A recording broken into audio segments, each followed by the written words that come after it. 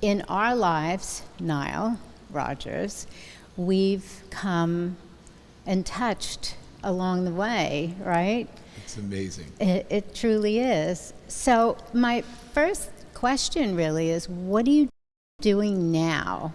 Before we go start at birth, what's going on now? Because I know you're probably busier now than you've ever been. Which is insane. God, where do I start? I've already cut 6 songs on the upcoming Coldplay album. I've done God knows how many individual singles with different artists. I would say probably, even though it's just nearing the end of summer, I've probably done 30 different tracks with different artists. I've been touring. So right now, I've circled the globe as far as mileage is concerned 3 times in the last 4 months. So like, just for an example, just to show you how crazy it is. So when we had Coachella, I played with Debbie Harry on Friday. The very next day I was doing a concert in Kona. The very next day I was in Venice. After Venice, we went from Venice to, where did we go? Kona to Venice, Venice to, I think we went back to the UK. Oh my back God. to London, and then back on the continent. I mean, it's insane. Right. It's So just- do you think, I know we were talking about Lifetime Achievement Awards, right? And you and I are like, no, we're Yeah. not over. And we have so much to do. And again, I want to talk first about looking forward, because we both are looking forward people. And so the passion you have now is certainly no less than ever before. And I think because you're so much better at what you do and smarter, that it's probably even more, right? That's the way I feel. Tell me Yeah. what is like in your head about now and going forward. It's it's in a crazy way. Even though I'm the oldest I've ever been, obviously, I'm more active on a daily basis than at any period in my life, which is incredible, because if you look at my history, I mean, I've done thousands of songs, which is, I mean, sometimes it's unbelievable to me. We're working on a scripted television series now about my life. Oh, I love it. Which is incredible. I love it. That's so great. Yeah, and I'm doing another, whenever the strike is settled, I'm doing a really great film with, I can't let the cat out of the bag, but I'm working on a couple of really good films. I'm touring currently with Duran Duran. So my band Chic, obviously. Right. Touring with Duran Duran. When I leave you, I'm going out to the Hamptons, flying out to the Hamptons one day to work on a Tina Turner project. And then I leave the very next day to start my tour with Duran Duran. Awesome. So it's crazy. So let's talk about your band. Yes. When did your original band begin? So when we say my original band, let's talk about Chic. Chic. Because before Chic, I had other good bands. But so if we talk about Chic, which is really the beginning of my personal recording career, where I Right. was the composer and the producer Right. and in charge, we made our first recording in 1976. Wow. We got a first single released in 1977. And in 1978, we put out which is still to this day the biggest selling single in the history of Atlantic Records. Aw, freak out. So in just a little over a year and a half, I went from being a guy who was sort of living on the subway Right. to having a few $1 million. How funny. That's yeah. so funny. And actually, that's when I went out on my own and started to kind of actually make $1 or $2 I know. myself. And we met probably not long after that, Yeah. right? We met very, I would say probably right around that time. Yeah. Well, when we went out on our first tour, which was in 70, maybe 78 or the end of 77, we were wearing Norma Kamali. And at that time, if I'm not sure if you were branding your designs as unisex, but that's how we perceived Yeah. it. Yeah, right. And that's very interesting because, of course, everybody talks about gender now and gender fluid, Right. but my customer base at that time was 50-50. Right. And it was never an intention, but seeing guys wearing my clothes was just like, oh my God, I love this. This is incredible. And then when it stopped, I actually was sad and am so happy to see it come back again and be free and more spirited. But the way you guys dressed and the interpretations were amazing. It's funny because I've always looked at, I know some fashion designers don't see it like this, but I've always looked at fashion as art, and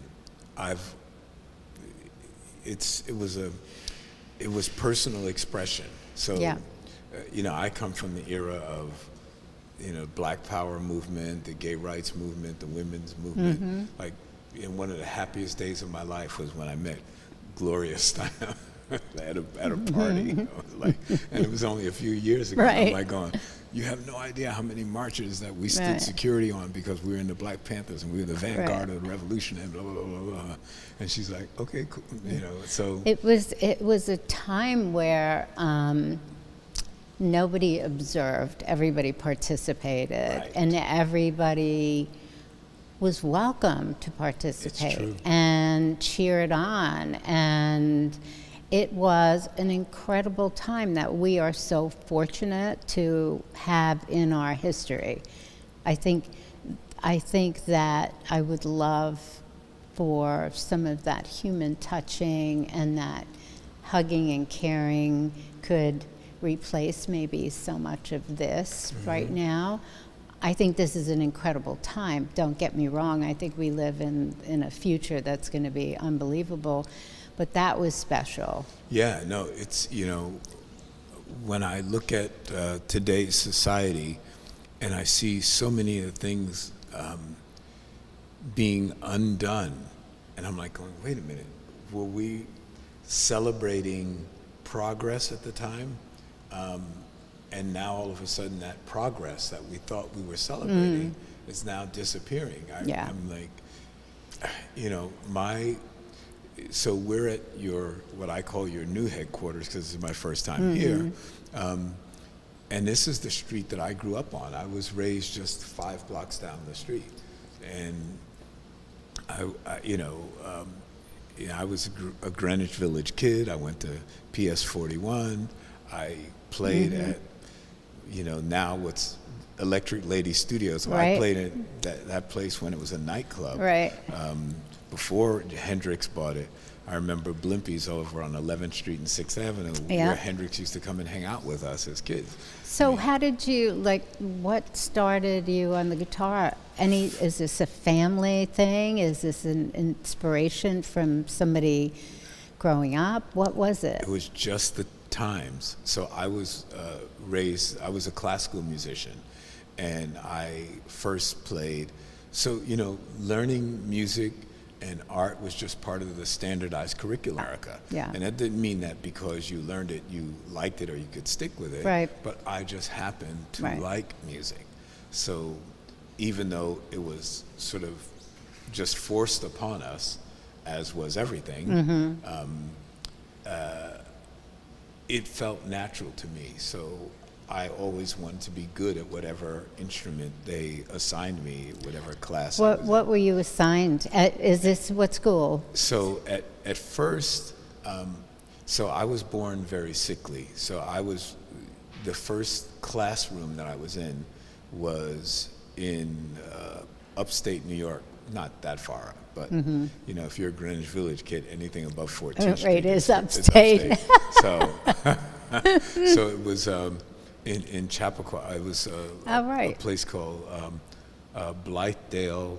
I guess it's Blythedale Children's Center or whatever. But when I was younger, they called it a convalescent home, and it was there specifically for kids who had lung diseases. I was born with asthma, so at 5 years old, I remember being in my first classroom. That's when I became self-aware. And at 5 years old, I learned what the 16-year-olds learn. So when I went to a formal school after that, the first formal school I went to was a Catholic school up in the Bronx. Are you kidding? Yeah, so I did first grade at Catholic school in the Bronx, and I can't remember the name of the school and the church because it's since been torn down. Then I moved to Los Angeles because my mom was suffering from postpartum depression when she had her second child. And every day she used to say she was going to kill my little brother when she came home from work. She, thank God, she never killed him. She never went through with that. But you knew that, and those memories are kind of like, you're not going to forget that one. Yeah, no, that was a heavy one. What was the first instrument you played? First instrument I played was the flute. I played open hole flute, which was hysterical, being an asthmatic. That's what I was wondering. Is he playing a wind instrument in this little situation? So a flute. Yeah. And was it in school? In school, yeah. And then a very diligent teacher, when I got into second or third grade, gave me a closed hole flute, which was night and day. I was like, oh, I can do this. And then just because of the time, so I stayed on the flute for a while. And then I moved to Los Angeles. And in Los Angeles, they assigned me the B-flat clarinet. So that was a blessing in disguise, because then we were in the 60s, and it was all about the hippie movement and peace marches and things like that. And you know, I could see me going to a demonstration playing the clarinet. Not happening. Quite what kosher. about sax? Did you go straight to sax? You know, it's funny. I didn't go to saxophone, and I'll tell you why. Because of the hippie movement and seeing people play guitar and marching down the street and having a harmonic instrument that could accompany, anybody singing, I was enamored by the guitar. And when I picked up the guitar and studied it, I saw that the written range was exactly the same as the B-flat clarinet. So the E, the low E, three-ledger lines. Oh, that's great. Yeah, below the staff was the same. I think learning how to play an instrument when you're younger is really important. I actually played clarinet too. But I liked sax, and I had a moment where I thought I could get into this, but then I thought, I don't know if I could handle this life, you know. But I really think learning music, learning how to read music, is so empowering. And like you said, we were forced to do all of this. And some people hated certain things, but they had some experience, and other people said, wait a minute, I'm good at this. I can do this. And then they become, like, that's just the nudge, but then you take it from there. And how great that you were so young and whatever was going on with your health or whatever goes on in our childhoods that are so complicated, that just is sort of gives us the character. But then that instrument and drawing, for me, I was saved. I could go in a corner and draw, and you could play and be a part of everything. It's amazing, right? It's a blessing. It's so funny that you said you can go in a corner and draw. I have like no talent for that, like at all. If you see my signature, it still looks like a child's signature. Even though, I mean, it's ridiculous. I can't draw a line.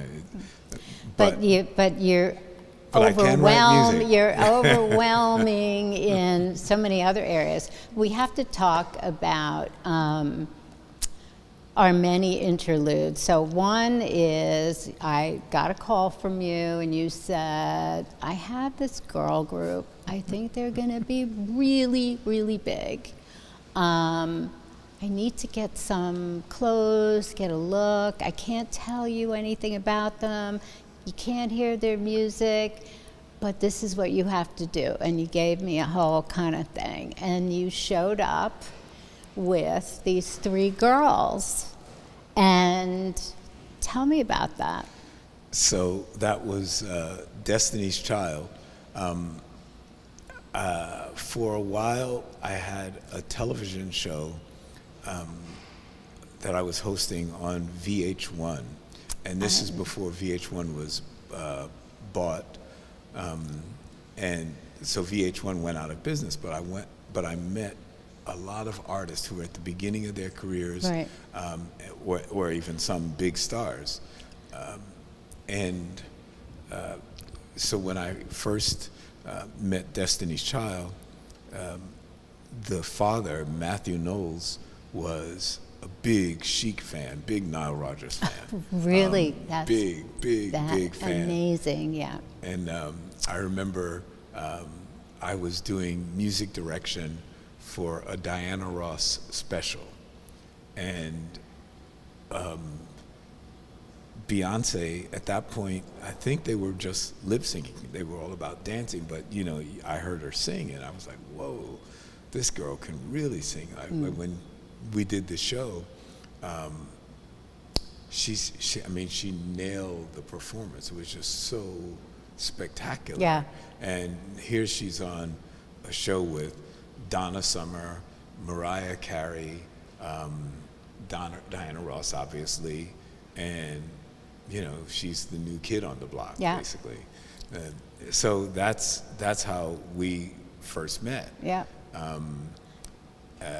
And the rest is history. Yeah. Now she's like one of the biggest stars in the world. And your kind of magic touch, I mean, just to have you be a mentor, literally. You not only did all the music stuff, but you really gave them the confidence, or your presence was so incredible, I'm not right? sure it was me. I think it was more Matthew pumping them up and saying, no, you got to trust this guy. Well, but soon enough they knew. But we were talking before about that, and I was remembering how there was one girl of the 3 who was just folding clothes. They were all sitting on the floor and clothes and stuff all over, and she was getting coffee for people and water and fixing things and doing it. And in my head, I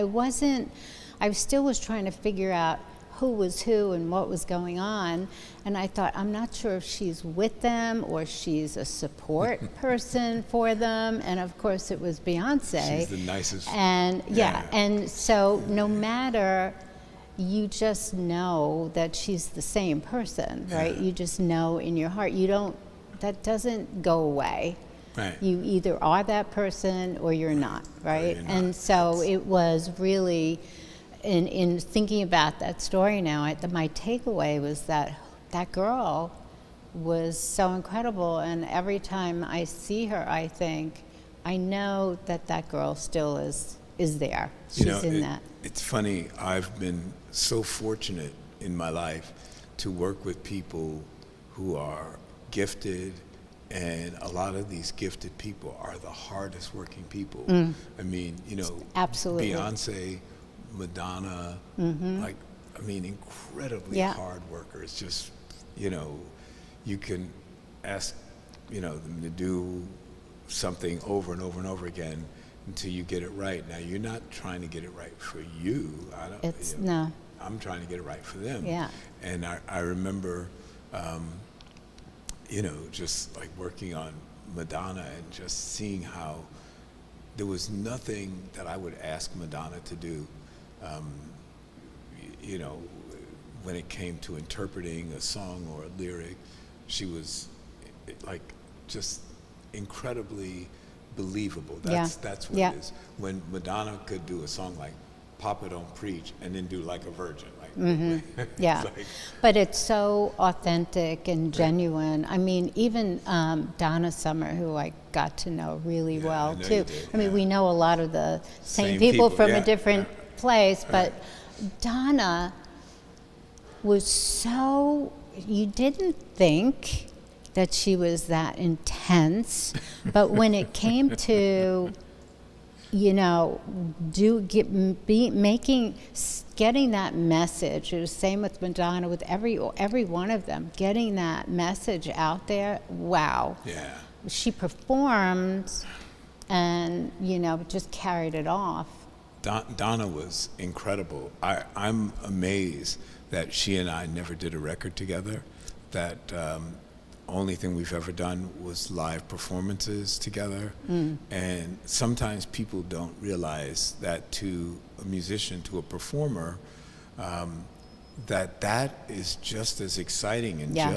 just as fulfilling as a recorded performance, because a recorded performance is something that you can work on and you can fix and you can do whatever, but to play live and smoke.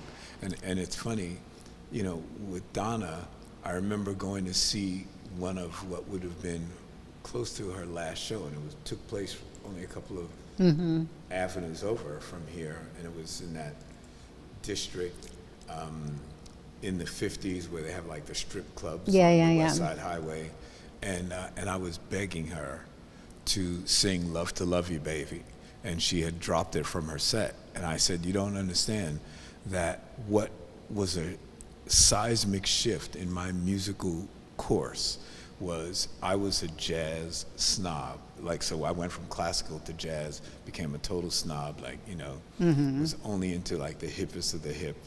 And my girlfriend was a waitress at one of the cool jazz clubs over on Bleecker and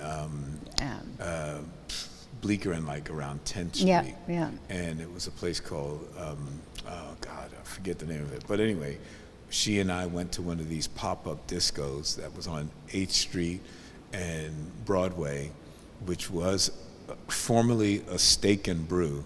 Steak and Brew had closed that particular operation, and then somebody just moved in and made a disco. Yeah. And we walked in, and the first song I heard was "Love to Love You, Baby," and it blew me away. Yeah. It was just genius. Yeah. And then the second song was The Village People's San Francisco. Right. And the third song was Eddie Kendrick's Girl, You Need to Change Oh Your my Mind. God. And Yeah. if you think about it, all of these songs were politically and socially relevant. Powerful. Incredible. Powerful. And that's why people were moved by music in a way that's a little different now, but they were carried away by not only the sound of it and the hypnotic kind of trance that you could get into, but there was something else. There was another layer. Substance. Yeah, substance. There was spiritual and political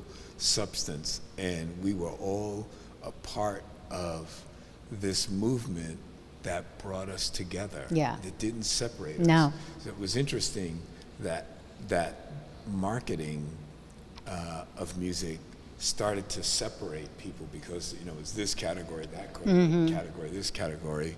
And I got burned by the music business because in the summer of '79, they had this event, Disco Sucks, which was interesting to me because It's we had still- made people, we had made the record industry tens, if not hundreds Right, of millions right. of dollars in just 2.5 years. Right. And now all of a sudden I was persona non grata.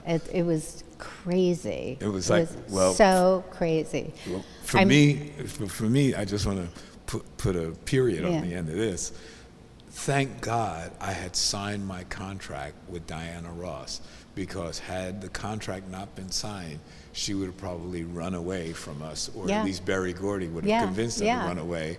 But in fact, we had a signed Yeah. deal, and I wound up doing the biggest record of her life, Yeah, which is Diana, Yeah. which is upside down, and yeah I'm coming the out. best, though. Actually, the best. To me, the best. It was They- part of the zeitgeist. Yeah. It was, once again, it was not only music to make you feel good, but it was music with a message. Yeah. I wrote about her life. That album is a documentary seen through the eyes of me and my former partner, Yeah. Bernard Edwards, but Yeah. just put in music. Yeah. And I also did lots of things for Diana, and it's also was an interesting time for the way they decided what they were going to wear, just like you guys. Yeah. You picked it yourself. You didn't have stylists who No. were creating a look for Right. you. Could you imagine anybody that would want to create a look for you? Like, you knew what you wanted. Find me this, or Right. show me what I can get, like this feeling. This is what I want. And it was so great to hear what people really wanted, what they felt, how they wanted to represent themselves. But she, again, authentic. Yeah. Authentic, the sound, like a new sound that just was so powerful. And her look, her persona was connected. Like, the music and the fashion part of it, all of it was one. It was never separate. It wasn't something that came in that wasn't part of the authentic thread. So, I've done, I'm sort of a closet musicologist, and I looked this up, so I wouldn't say this without having really good backup. You know that I was the first person that ever wrote a lyric that name-checked fashion designers. So I did Sister Sledge's album, We Are Family, and we broke Sister Sledge with a song called He's the Greatest Dancer. And one of the lyrics is, Halston, Gucci, Fiorucci. He looks like a still. That man is dressed to kill. Now, if you go and buy a pop album, name checking that's all it is. It's all name checking. That's all it is. But you're right. That's right. It was the very first time. I remember that. I mean, when's your birthday? What's your birthday? September 19th. Coming soon. Coming soon. Ouch. I'm 78. Tell me I'm not older than you are. I am older than you are. I'm going to be 71 and I'm freaking out Oh, about you're that. a baby. You know what? You look amazing. You're 78. Well, look at you. I mean, I feel as though there's so much information that we have, right? We have all of this information, and we know when we see something new if it's real or not. Right. Because we were there probably to Right. see, not as real as the first time, Right. right?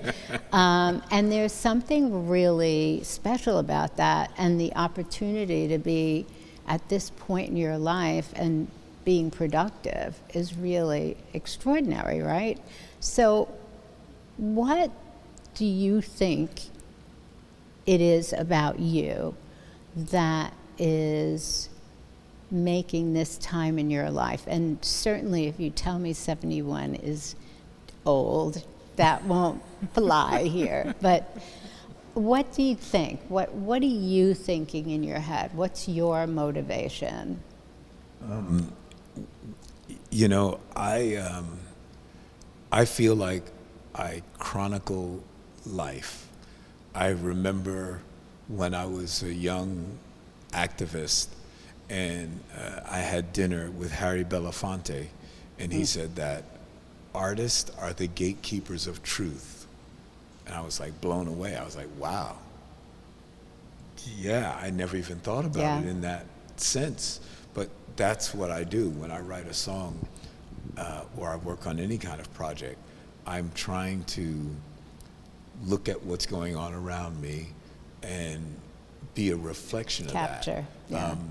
You know, when I was working on, so I'm not name dropping, but this, I would be disingenuous if I didn't talk about some of the greatest moments of my life, some of the greatest projects. So I did Bowie's biggest album. I did Let's Dance. Yes, and you did.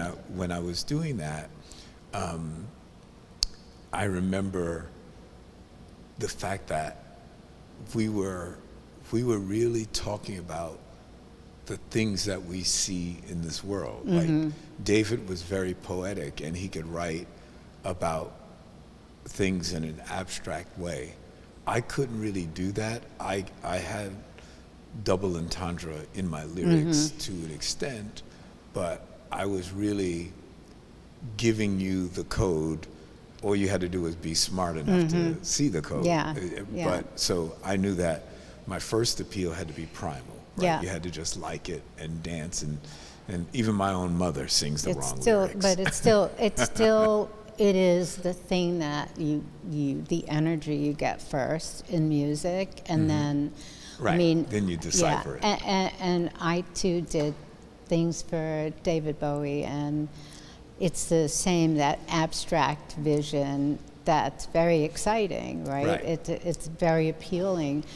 The range of people that you've worked with. So here's my question coming through my Royal Albert Hall experience. So not too long ago, I actually met Jeff Beck and Led Zeppelin through a friend of mine in London. In the 60s, I stayed at her house, and the manager, famous manager of Led Zeppelin, was always there, and Jeff was there too. So I got to know, I just became friends, Right. and Jeff Beck to me was just a really special guy. His temperament, his passion for guitar, His and interpretation, his powers. And I love guitar. I could sit and listen to everything you've done, to every guitar player. I'm passionately in love with it. So Jeff dies, and I am just, it's sort of history, everything. It's just so profound, because I realize it's not just Jeff. I'm going to go to Albert Hall.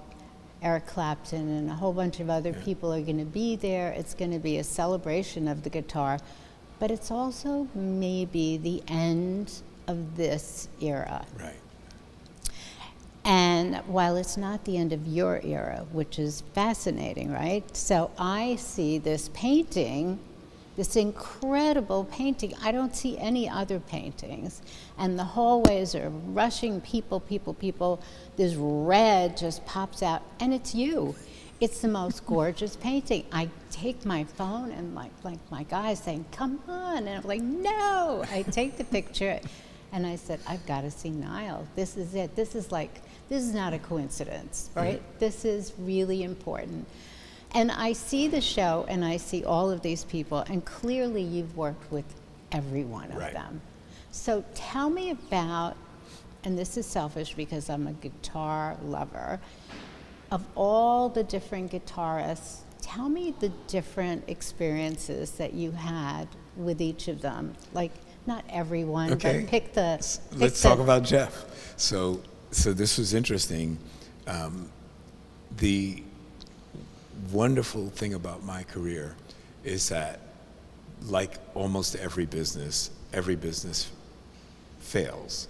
So most of my productions fail, but the ones that are successful usually wind up being the biggest of that artist's life.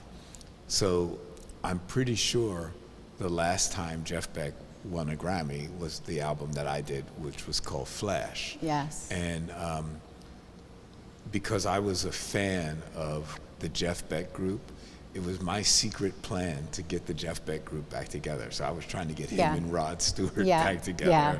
And, you know, Well, and I don't wasn't- know how that was going to go. I know, but I was trying. You see, remember, I'm a fan. So I'm Right. like, I'm Me like, too. I wasn't, you know, I wasn't thinking about personality Right, conflict or right. anything like that, or the thing that I know that bands sort of always have. Mm-hmm. But that was my wish. That was my dream. So I took the job to try and manipulate. I love that. To manipulate Yeah. Rod Stewart and Jeff Beck back together.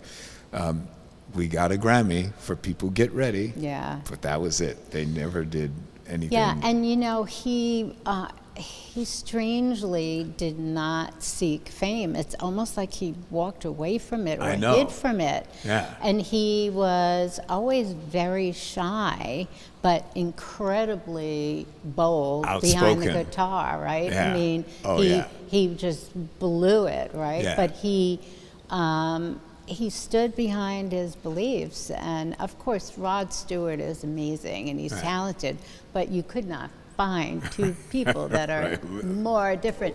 Polar Rod Stewart opposites. would come into the store. He always had a blonde girlfriend, Right, of course, yeah. and long-term ones, yeah. and he would sit on the floor and buy frocks for them and tell me about the frocks. And I thought, you know, he just is this character, Yeah, right? he is.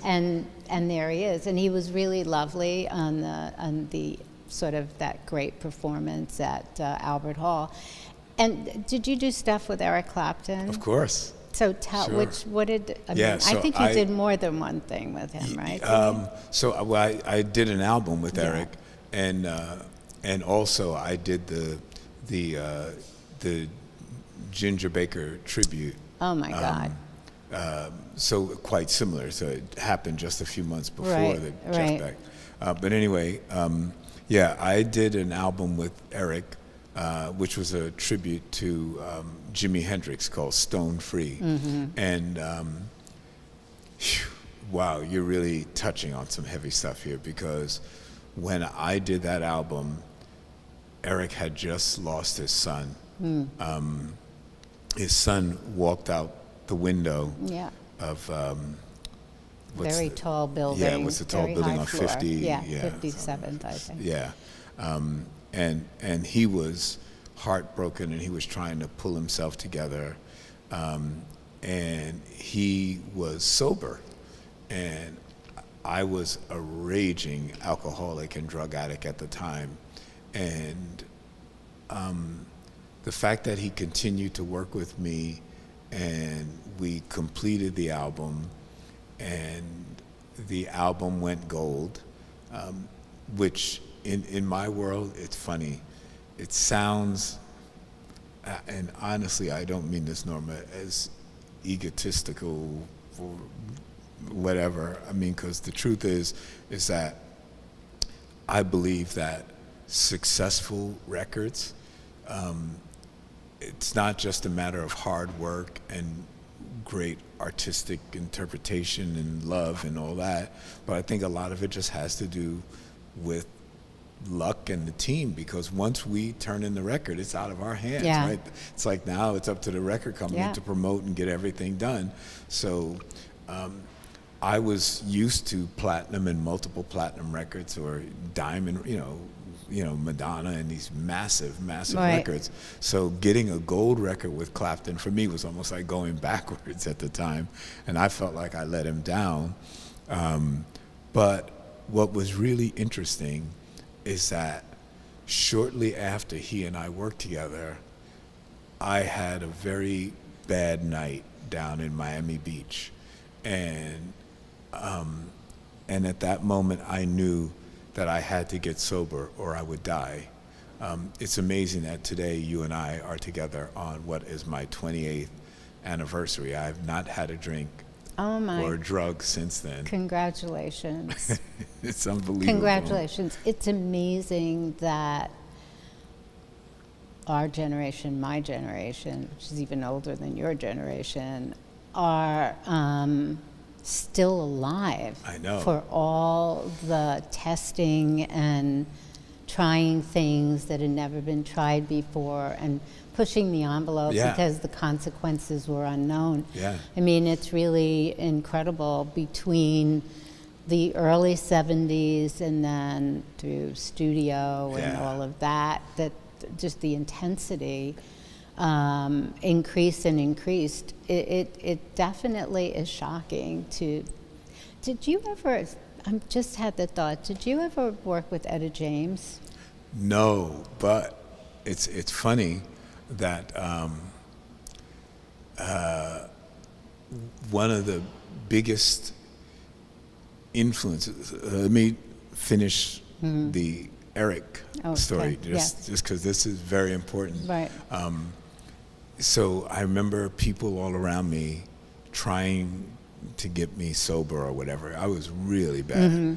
And all I could remember when I sort of finally saw the light of day was Eric Clapton's silence was the loudest voice I ever heard. He Really? never once complained. Really? He never once said anything to me about Really? Nile.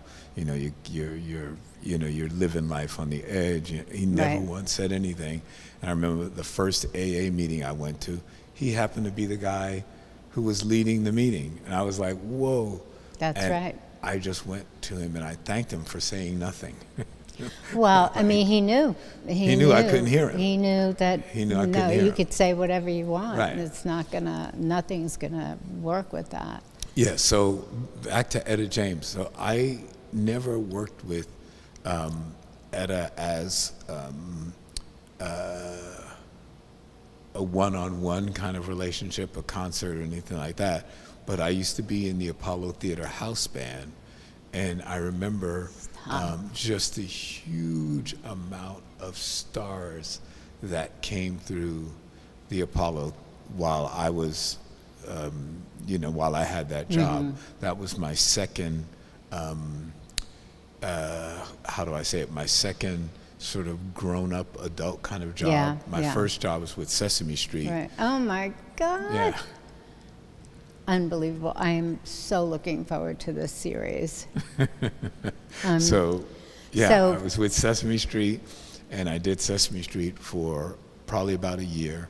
And I remember the woman who was the star at that time was named Loretta Long. She played a character called Susan.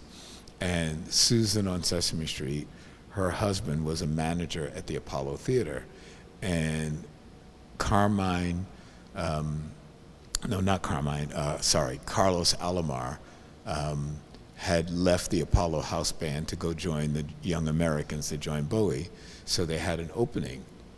And he asked his wife, he says, do you happen to know any guitar players? She said, well, we have this kid.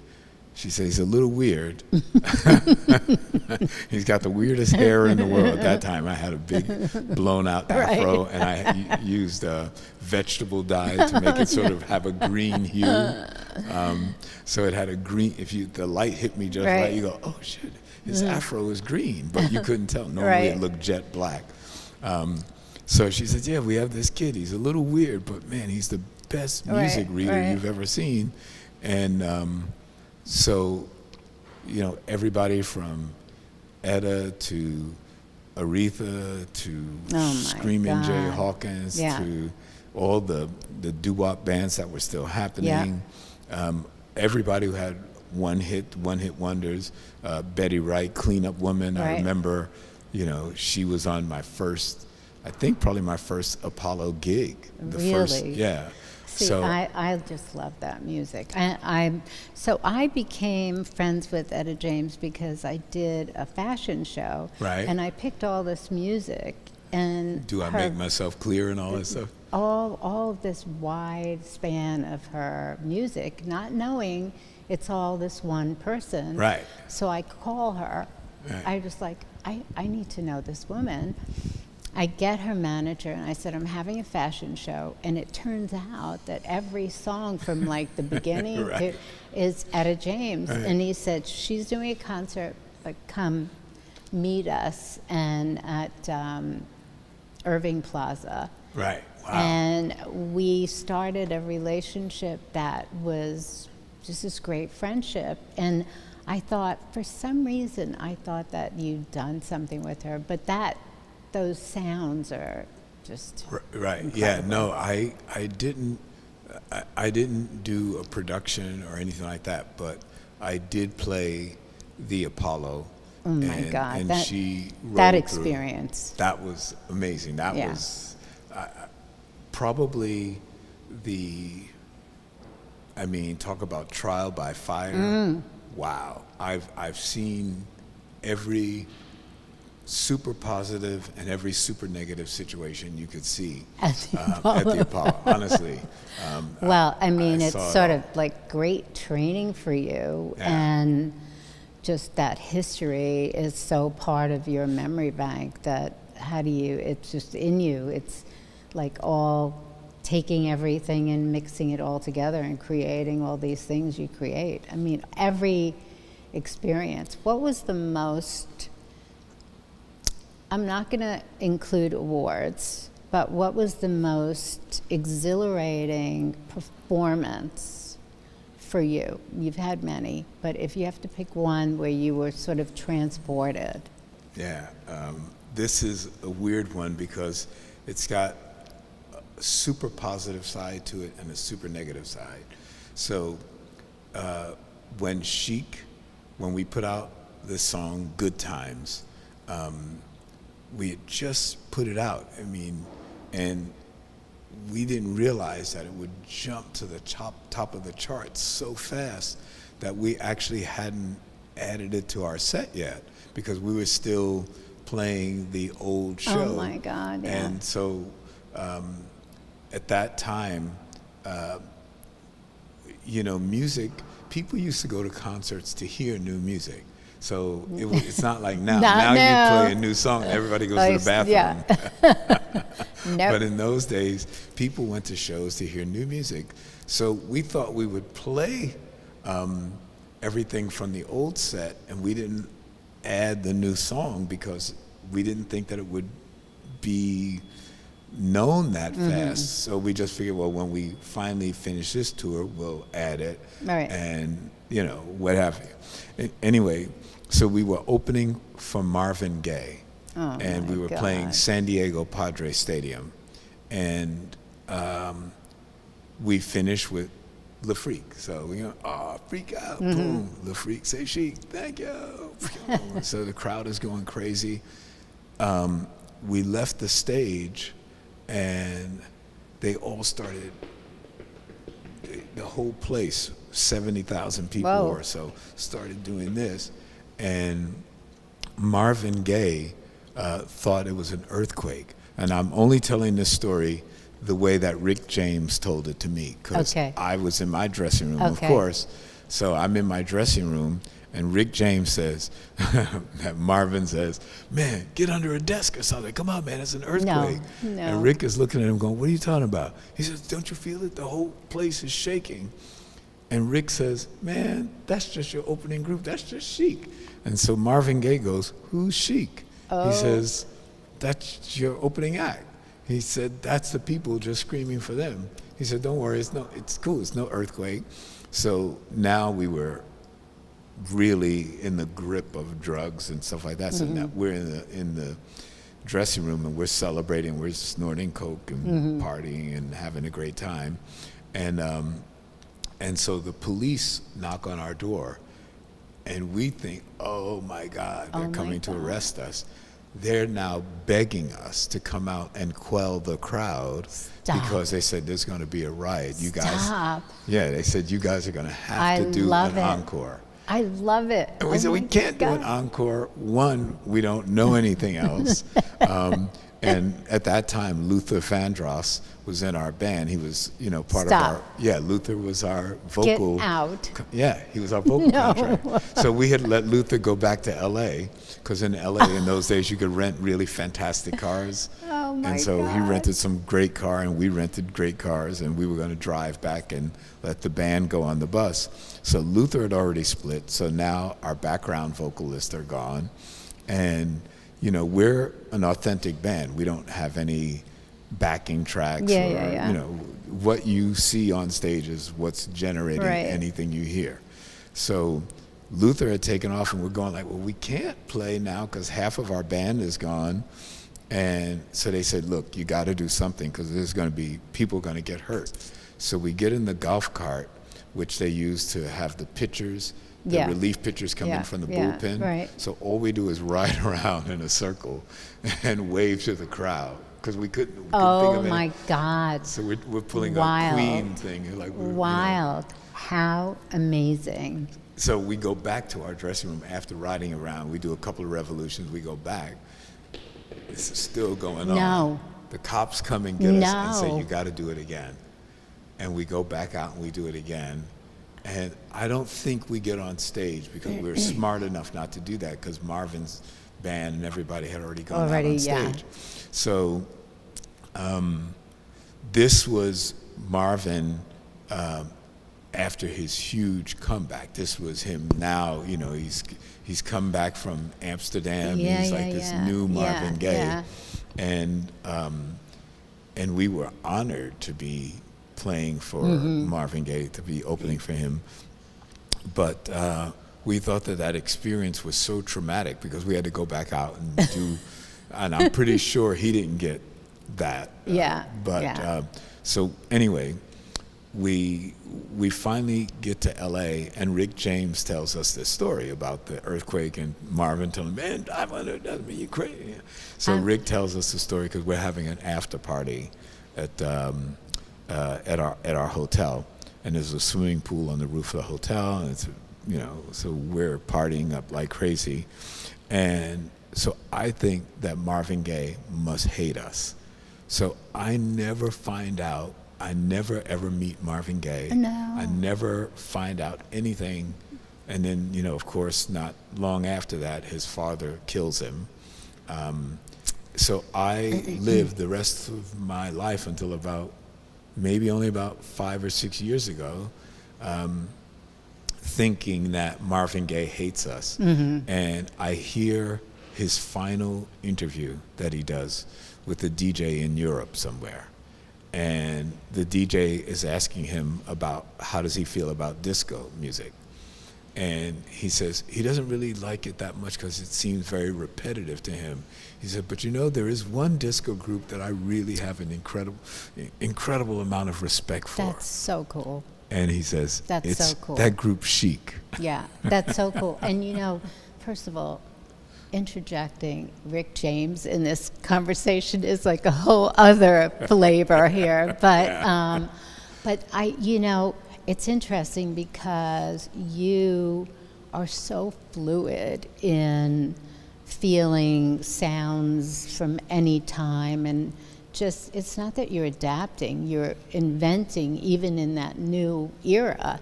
And here's an example, and Marvin Gaye, oh my God, I could hear some of that a cappella stuff for It's amazing. 3 days in a row, nonstop, right? This is like this genius sound. But he was facing the future and saw it as a wall. Right. You face the future and you see it as an opportunity and as like an adventure.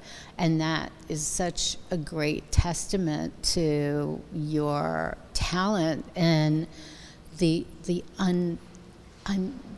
it's unending creativity, and how fortunate that you have this creative life that you take advantage of and share with everybody. It's just, it's a blessing for all of us to have you involved in all of these musicians and singers' lives, but also having your sound and your spirit as part of this generation and so many. Yeah, it's interesting that I've had hit records in every decade that, since I became a professional. So since 1977, 76, 77, whatever you want to look at the starting line for Chic, ever since then, so it's like almost 50 years now, I've had hit records and big ones, like so. No, like big like hit big. records. This I is know, not, and there are these one-hit wonders that, you know, it just shows you that there has to be talent, there has to be this imagination, innovation that goes along with all of us, and also understanding what's going on in the world to Yeah. relate to it. You know, you hit the nail on the head when you said that. I always look towards the future. Like, I see people now being very negative about generative AI and Dolby Atmos and things like that, and I go to myself, well, wait a minute, guys, we're artists. It's just another color on our palette. That's just another color to paint with. Yeah, okay, so some people may look at it as a shortcut to something that, I said, but think about when synthesizers were invented. Think about when sequencers and drum machines were invented. I was very negative about a drum machine until I heard this song called Pass the Dutchie, and I went, whoa. They said, yeah, that's called dance hall reggae. And I said, well, how do they do that? What's the difference between dancehall reggae and Right. reggae? Well, dancehall reggae, they use drum machines and electronic stuff. So I went out and I bought a drum machine and I wrote Carly Simon's song, Why? Yeah, and then you create from that. Yeah. I agree. I think AI is another opportunity. Right. And if you're afraid of it, you run away. But full immersion is everything. In fact, I am an AI, a ChatGPT freak, and I, of course, could ask you a million questions just because it's easy for me with you.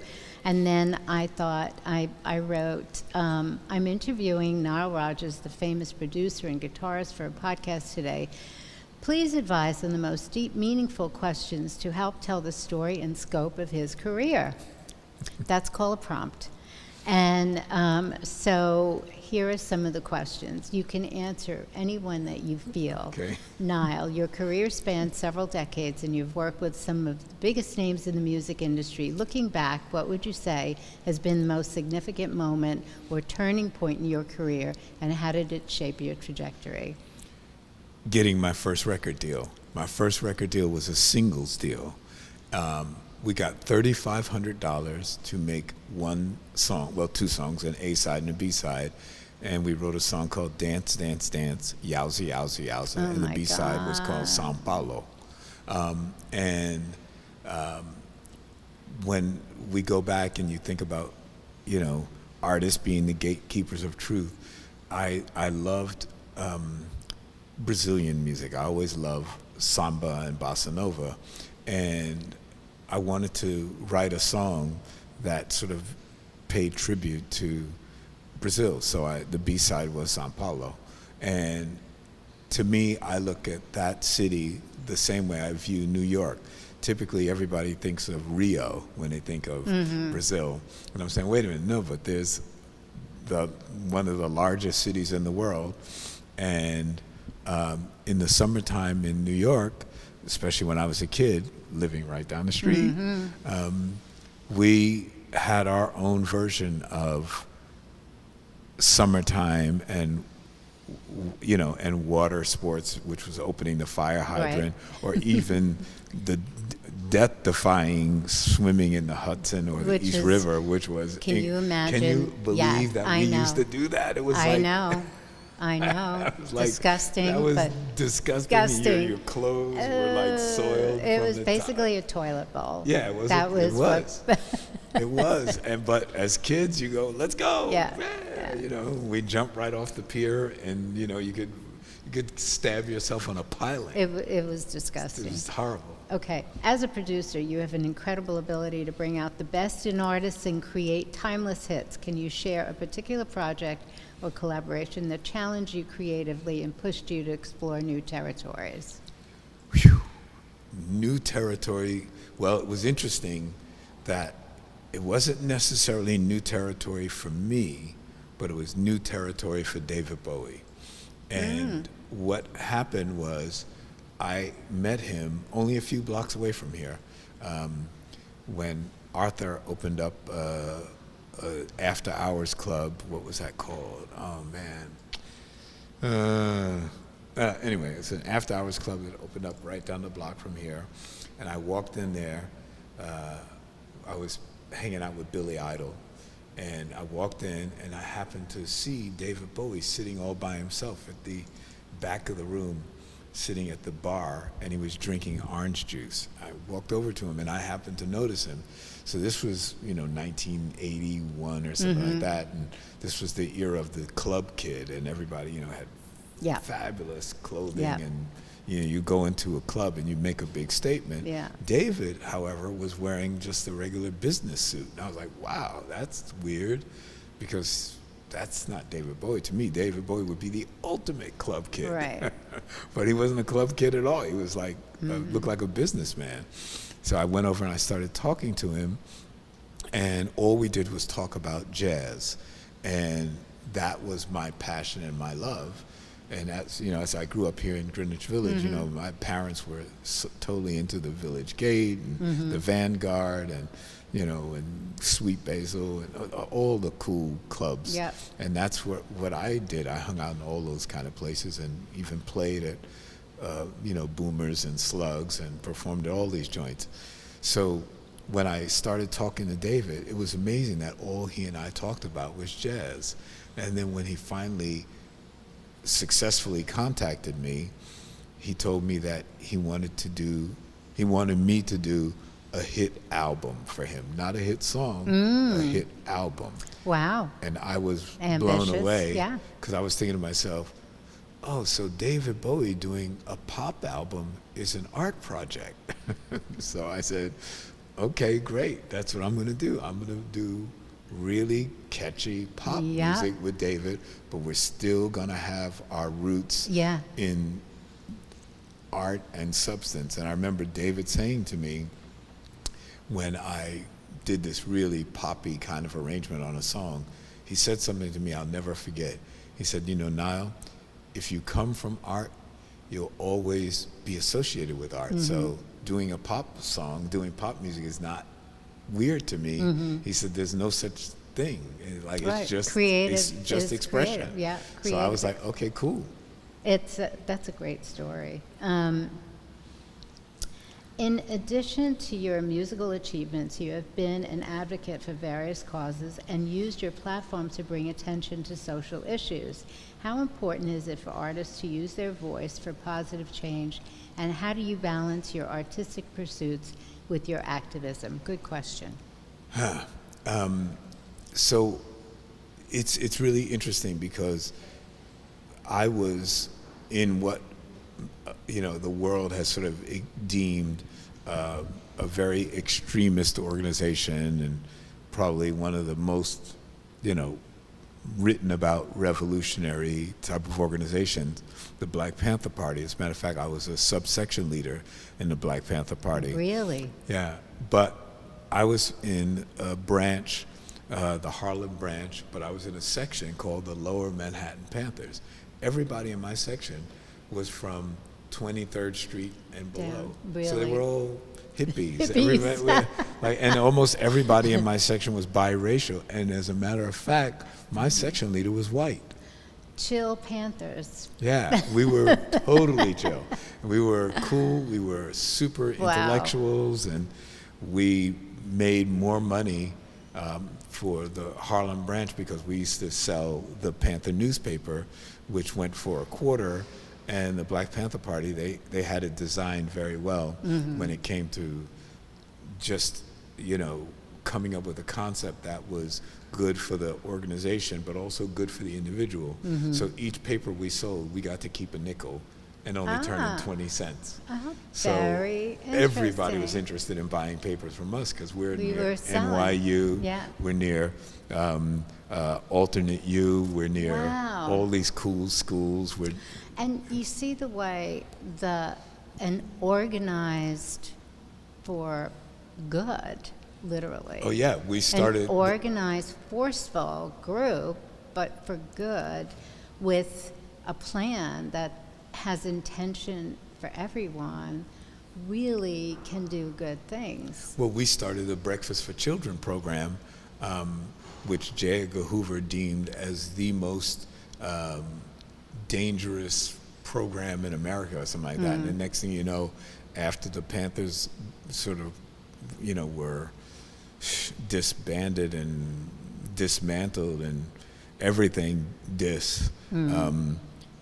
food for children in schools became a normal thing. No, it just became, but to send your kid to school and he gets breakfast was a normal thing. And there are revolutions going on now with the way children need to be taught, which was a whole topic for me. But the good thing about AI is education's going to be strong for everybody on every level. And that's the beauty of AI, if you really want to know. Then, okay, last question. Okay. Finally, this is a really good question. I am so jealous of AI, in a way. What does music mean to you personally? How has it shaped your life and provided a means of expression? And what do you hope your musical legacy will be? I love that. Wow. I sort of already have a feeling that it'll be the song "We Are Family" that I wrote for Sister Sledge. I have a feeling that after I am long gone, people, not only in America, but around the world, as I've seen, will still sing the song "We Are Family," no matter what country I go to, no matter what language they speak, they sing that song. They sing "Aw, Freak Out," they sing "We Are Family," they sing "Everybody Dance," they sing "Upside Down." We play "Upside Down," people go crazy. As a matter of fact, I met with the King of England now, but when he was Prince, a number of times, because I played for the Prince's Trust, and I remember him saying something to the effect of, "Nah, my dear fellow, I have to familiarize myself with your music because I don't think I know any of it." Right. I said, "No, Your Royal Highness, I'm pretty sure you do. You just don't know I did it." And then when they were having the King's coronation, they had his playlist on Spotify. Stop. And his number 3 favorite song of all time was Diana Ross. Of course. It was "Upside Down." Of course. And it was like, that's so funny. That really is. I mean, I'm thinking that if you just took all of your music, you could do an opera basically about life, I mean, you could do a whole storyline around that. I'm sure it'll be in this docu-series, but it just really is so telling of the decades that we've experienced and also of the culture and the energy of each time. And we're also lucky that you are productive and continuing to be inventive and a genius. And I'm so glad we're friends and that we keep touching and the universe just does bang together. I know. And so I'm really happy and I'm so thrilled that you're doing this with me. You have no idea. It's my honor. It's like we've come full circle. We started out wearing kamali. I remember I had my own sense of fashion just because of the whole hippie thing, and and my girlfriend at the time had just graduated from FIT, from Fashion Institute of Technology, and this is when the New York designers were starting to become a thing, right? So it was like I met, Tommy Hilfiger and Calvin Klein and of course Halston and yourself and Jane Barnes and all these names that were like whoa, they were on the international scene. Yeah.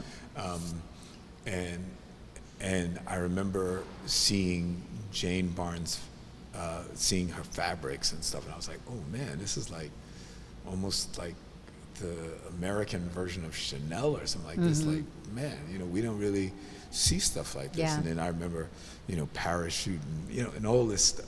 So, when we started and we started wearing kamali because it was unisex to us, it was like it looked cool on the guys and it looked cool on the girls, and then we could mix it and match it. Yeah.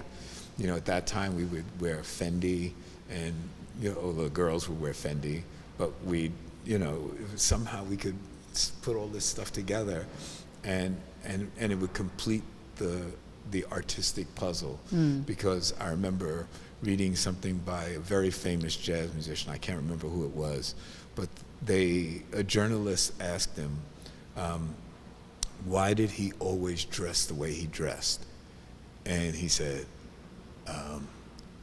before they hear you, they see you. Yeah, absolutely true. Even those few minutes where you walk Yeah. out on stage and you're getting ready to dress up. But you have that understanding, just intuitively. And also when you live through the early 70s, that's the way you Right. have to be. If you look like anybody else or try to look Right. like anybody else, Doesn't work. You're like, you're an idiot. Doesn't work. Like, what the go home? Like, what are you doing? Right. You would never do that. And so that instinct, I think, is instilled, and you, with your work, can see the color, can see the shape, can see what that energy looks like and sounds like at the same time. So great. Give me a big hug.